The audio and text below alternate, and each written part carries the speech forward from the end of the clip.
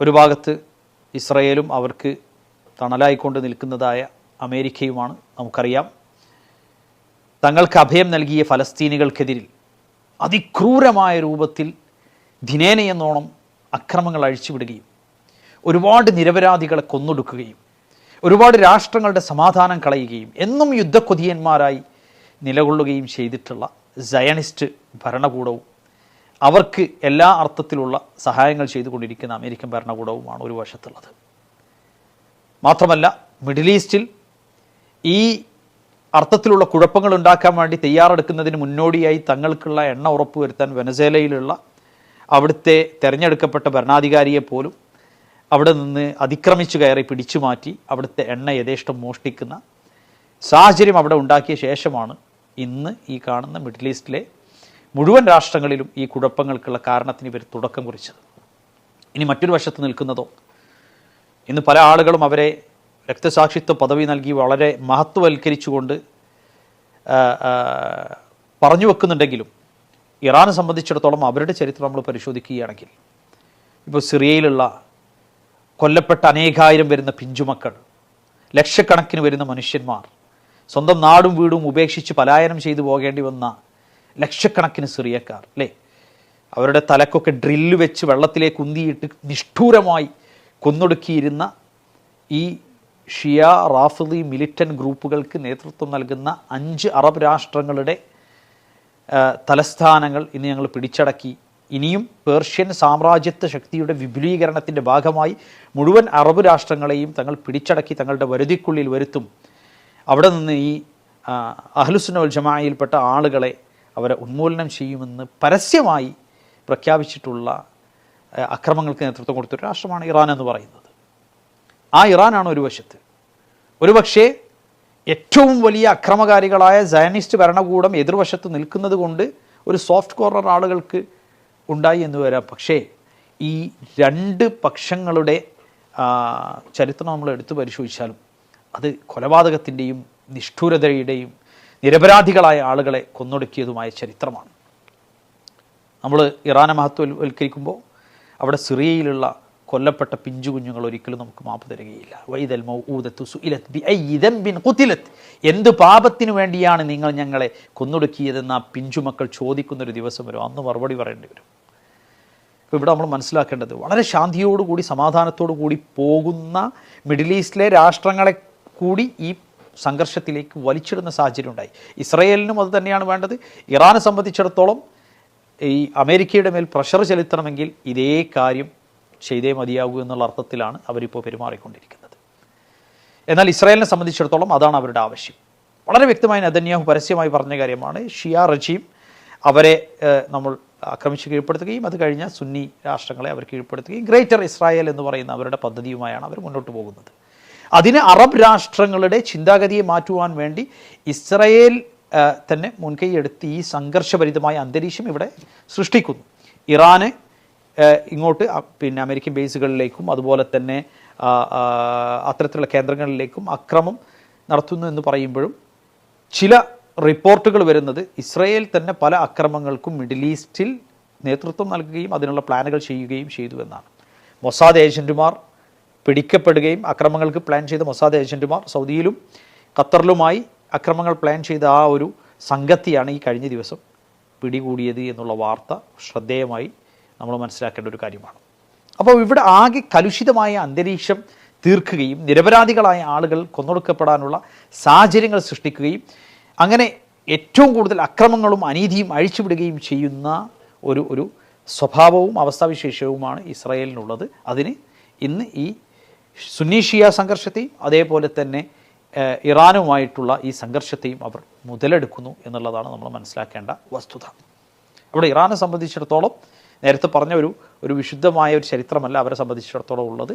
മക്കയും മദീനയും ഉൾപ്പെടുന്ന, Saudi Arabia ഉൾപ്പെടുന്ന, middle east രാഷ്ട്രങ്ങൾ ഉൾപ്പെടുന്ന മുഴുവൻ രാഷ്ട്രങ്ങളെയും തങ്ങൾ പിടിച്ചെടുക്കും എന്ന് വളരെ പരസ്യമായ പല ഘട്ടങ്ങളിൽ ആയി അവർ നടത്തിയിട്ടുള്ള ഇറാനുമായി ബന്ധപ്പെട്ട കക്ഷികൾ നടത്തിയിട്ടുള്ള സ്റ്റേറ്റ്മെൻറ്റ്സ് ഇന്ന് നമ്മളുടെ മുന്നിൽ അവൈലബിളാണ്. അപ്പോൾ ഇവിടെ ഈ ശാന്തിയോടുകൂടി സമാധാനത്തോടു കൂടി ഒരുപാട് ആളുകൾ ജീവിച്ചുകൊണ്ടിരിക്കുന്ന ഈ നാടുകളിൽ കുഴപ്പമുണ്ടാക്കാൻ വേണ്ടി വരുന്ന ഈ രണ്ട് ശത്രുക്കളെയും സംഘങ്ങളെയും പിന്തുണക്കുക എന്നുള്ളത് നമുക്ക് സാധ്യമല്ല. എന്നാൽ ഞാൻ നേരത്തെ സൂചിപ്പിച്ചതുപോലെ ഒരു വശത്ത് ഇസ്രയേൽ എന്നുള്ള ഈ ശത്രുക്കളാണ് നിലകൊള്ളുന്നത് എന്നുള്ളത് കൊണ്ട് ഇസ്രയേൽ അനുകൂല മനോഭാവം വിശ്വാസികളിൽ നിന്ന് ഉണ്ടാക്കിയെടുക്കാൻ വേണ്ടി, അഥവാ ഇറാനോട് അവർ നടത്തുന്ന പോരാട്ടം സുന്നി ഷിയ ഈ അഭിപ്രായ വ്യത്യാസത്തെയും ഈ റാഫ്ലി അക്രമങ്ങൾ നേരിട്ടിട്ടുള്ള സുന്നി പക്ഷത്തിന് അവരോടുള്ള ആ ഒരു സമീപനത്തെ മുതലെടുത്ത് ഇസ്രയേൽ പക്ഷത്തോടുള്ള ഒരു നല്ലൊരു സമീപനം ഉണ്ടാക്കിയെടുക്കാം എന്നുള്ള ഇസ്രയേലിൻ്റെ ഒരു കുബുദ്ധി ഇതിൻ്റെ പിന്നിൽ ഉണ്ട് എന്നുള്ളത് ഒരു വസ്തുതയാണ്. അതാണ് ഇന്നലെ അറബ് രാഷ്ട്രങ്ങളുടെ സംയുക്തമായ സ്റ്റേറ്റ്മെൻറ്റിൽ അവർ പറഞ്ഞത്.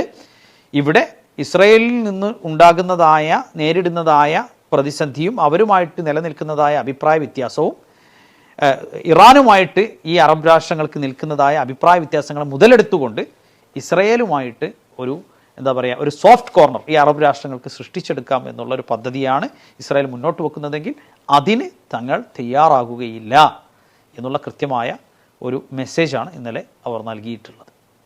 മാത്രമല്ല, നമുക്കറിയാം മലിക് ഫൈസലിനോട് ചോദിക്കുന്നുണ്ട്, നിങ്ങൾക്ക് ഏറ്റവും കൂടുതൽ നിങ്ങൾ ആഗ്രഹിക്കുന്ന ഒരു കാര്യം എന്താണ്? അദ്ദേഹം പറഞ്ഞത്, ഈ മിഡിൽ ഈസ്റ്റിൽ എന്നും അശാന്തിക്കും അസമാധാനത്തിനും കാരണക്കാരായിട്ടുള്ള ഈ ഇസ്രയേൽ ഇവിടെ നിന്ന് പോകുക, അവർ അവിടെ നിന്ന് ഒഴിവാക്കുക എന്നുള്ളതാണ് അതിനുള്ള അദ്ദേഹത്തിൻ്റെ ഏറ്റവും വലിയ ആഗ്രഹമായിട്ട് അദ്ദേഹം പറഞ്ഞു വെച്ചതെന്ന് നമുക്ക് കാണാൻ സാധിക്കുന്നതാണ്. അപ്പോൾ ഇന്ന് നമ്മൾ കണ്ടുകൊണ്ടിരിക്കുന്ന ഈ അവസ്ഥാവിശേഷങ്ങളിൽ ആത്മാർത്ഥമായി പടച്ച റബ്ബിനോട് പ്രാർത്ഥിക്കുക. അനീതിയും കുതന്ത്രവും പകയും വിദ്വേഷവും നിരപരാധികളുടെ ജീവൻ ഹനിക്കുകയും ചെയ്യുന്നതായ അക്രമകാരികൾ ആരായിരുന്നാലും അവർക്ക് പരാജയമുണ്ടാകട്ടെ, നഷ്ടങ്ങളുണ്ടാകട്ടെ. എന്നാൽ അവർക്കിടയിൽ നിന്ന് സമാധാനം ആഗ്രഹിക്കുന്ന സമാധാനകാംക്ഷികളായ, അതേപോലെ തന്നെ നീതിയുടെയും നന്മയുടെയും പക്ഷത്ത് നിൽക്കുന്നതായ ആളുകൾക്ക് സമാധാനവും അതുപോലെ തന്നെ സ്വസ്ഥതയും അവർക്ക് സംരക്ഷണവും നൽകണേ എന്ന് റബ്ബിനോട് നമ്മൾ പ്രാർത്ഥിക്കുക. ആരെയും പ്രത്യേകമായി പരിശുദ്ധരാക്കാൻ സാധിക്കുന്ന രൂപത്തിലുള്ള, അല്ലെങ്കിൽ ഒരു കൂട്ടരെ അനുകൂലിച്ച് മറ്റൊരു കൂട്ടരെ എതിർക്കുന്ന രൂപത്തിലുള്ള ഒരു സാഹചര്യമല്ല നിലവിലുള്ളത്. നമുക്കറിയാം സുഡാനിൽ നടന്നിട്ടുള്ളതായ കൂട്ടക്കുരുതി, അതുപോലെ തന്നെ യമനിൽ ചെയ്തുകൊണ്ടിരുന്നതായ ചില സമീപനങ്ങൾ. ഈ സമീപനങ്ങൾ കൊണ്ട് യുണൈറ്റഡ് അറബ് എമിറേറ്റ്സ്, അറബ് രാഷ്ട്രങ്ങളിൽ നിന്ന് വലിയ വിമർശനവും സായുധ നടപടിയുടെ തൊട്ടടുത്ത് വരെ എത്തിയ സാഹചര്യം അവർക്കുണ്ടായി. ബഹ്റൈനുമായി ബന്ധപ്പെട്ട് ഇസ്രായേലുമായി ചേർന്നുകൊണ്ട് അവർ മുന്നോട്ട് വെച്ചിട്ടുള്ള കരാറുകൾ, അതേപോലെ തന്നെ സായുധ മേഖലയുമായി ബന്ധപ്പെട്ടും അതേപോലെ തന്നെ പ്രതിരോധ മേഖലയുമായി ബന്ധപ്പെട്ടും അവരേർപ്പെട്ടിട്ടുള്ള കരാറുകൾ, ഇതൊക്കെ അറബ് രാഷ്ട്രങ്ങളുടെ ഭാഗത്തുനിന്ന് വളരെയധികം ചോദ്യം ചെയ്യപ്പെട്ടിട്ടുള്ള സംഗതിയാണ്.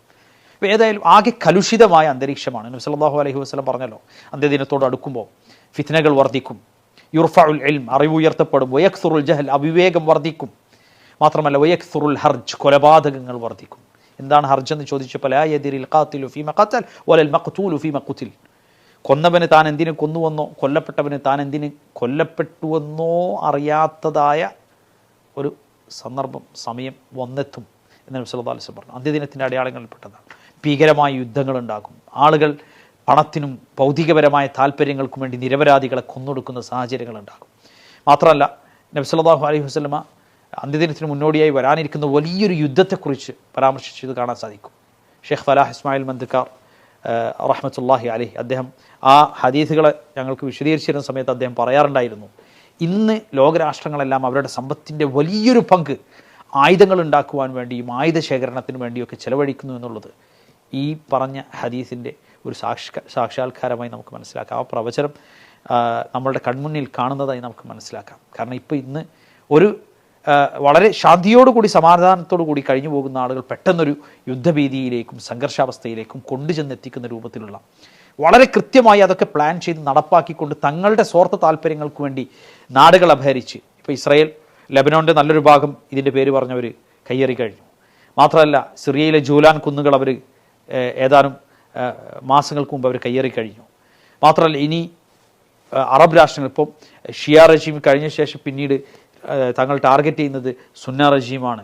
മാത്രമല്ല, എത്രത്തോളം എന്ന് വെച്ചാൽ ഇസ്രായേലിലെ വളരെ പ്രസിദ്ധനായ അവിടുത്തെ ഒരു റബ്ബി, അയാൾ പറഞ്ഞിട്ടുള്ളത്, ഈ ഇറാനിൽ നിന്ന് മിസൈലുകൾ വരുന്ന സമയത്ത് ഒരു മിസൈൽ നമ്മൾ തന്നെ മസ്ജിദുൽ അഖ്സയിലേക്ക് വിടുകയാണെങ്കിൽ അതിനെ ഇറാൻ്റെ പേരിൽ കെട്ടിവെക്കുകയും നമുക്കവിടെ നമ്മളുടെ ആരാധനാ കേന്ദ്രം അവിടെ നമ്മൾ ഉദ്ദേശിച്ച പോലെ പണിത് കൊണ്ടുവരികയും ചെയ്യാമെന്നൊക്കെ പരസ്യമായി തന്നെ പറയുന്ന രൂപത്തിലുള്ള സാഹചര്യങ്ങൾ നമ്മൾ കൺമുന്നിൽ കാണുകയാണ്. ഇവിടെ നമ്മൾ മനസ്സിലാക്കുക, ഈ ഒരു സന്ദർഭത്തിൽ ഒരു വശത്ത് ഇസ്രയേലാണ് ഏറ്റവും മനുഷ്യരാശിക്ക് തന്നെ ശത്രുക്കളായി നിലകൊണ്ടുകൊണ്ട് അക്രമം അഴിച്ചുവിടുന്ന ഒരു സമൂഹമാണ്. ഇറാനെ സംബന്ധിച്ചിടത്തോളം ഇത്രയും കാലം അവരെടുത്തിരുന്ന നിലപാടുകൾ പരിശോധിക്കുകയാണെങ്കിൽ ഒരുപാട് നിരപരാധികളെ കൊന്നൊടുക്കിക്കൊണ്ട് പല രാഷ്ട്രങ്ങളെയും കൈയടക്കി വെച്ചുകൊണ്ട് അവിടെയൊക്കെ വ്യാപകമായി മിലിറ്റന്റ് ഗ്രൂപ്പുകളെ വിന്യസിച്ചുകൊണ്ട് അക്രമവും അതേപോലെ തന്നെ അസമാധാനവും പ്രചരിപ്പിച്ചുകൊണ്ടിരുന്ന ഒരു വിഭാഗമാണ്. ഏതായാലും ഈ രണ്ടു കൂട്ടരുടെ ഷർറിൽ നിന്നും അള്ളാഹു സുബ്ഹാനഹു വ തആല നമ്മെ ഏവരെയും രക്ഷിക്കുമാറാകട്ടെ എന്ന് നമുക്ക് പ്രാർത്ഥിക്കാം. സമാധാനത്തോടു കൂടി ശാന്തി ആഗ്രഹിച്ചുകൊണ്ട് ജീവിച്ചുകൊണ്ടിരിക്കുന്ന മനുഷ്യർക്കിടയിൽ പ്രശ്നമുണ്ടാക്കുന്ന ആളുകൾ ആരായാലും അവർക്ക് നാശമുണ്ടാകട്ടെ എന്ന് നമുക്ക് പ്രാർത്ഥിക്കാം. വസല്ലല്ലാഹു അലാ നബീന മുഹമ്മദ് വഅലാ ആലിഹി വസഹ്ബിഹി വസല്ലം.